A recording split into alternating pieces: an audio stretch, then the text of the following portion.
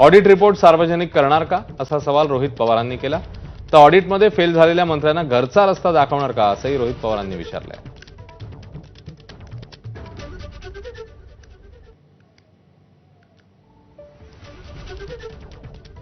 मंत्र्यांचं ऑडिट होणार असेल तर चांगली गोष्ट आहे असं आपल्या ट्विटमध्ये म्हणतायत रोहित पवार.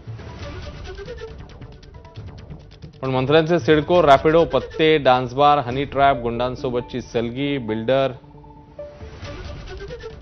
आणि ठेकेदारांसोबतचे असलेले निकटचे संबंध आदी पराक्रम पाहिले तर या ऑडिटमध्ये अनेक मंत्री सरकारची असेट्स बनण्याऐवजी लायबिलिटी बनली आहेत. हे सांगायला खरं तर कुठल्याही ऑडिटरची गरज नाही. तरीही ऑडिट सार्वजनिक करणार का असा प्रश्न रोहित पवारांनी या एक्स पोस्टमधून विचारला.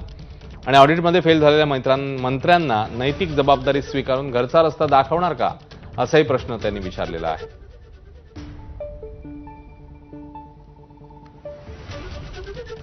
बातमी जतमधून येते. जतमधील राजाराम बापू पाटील साखर कारखान्याचं नाव काही अज्ञात सभासदांनी रात्रीत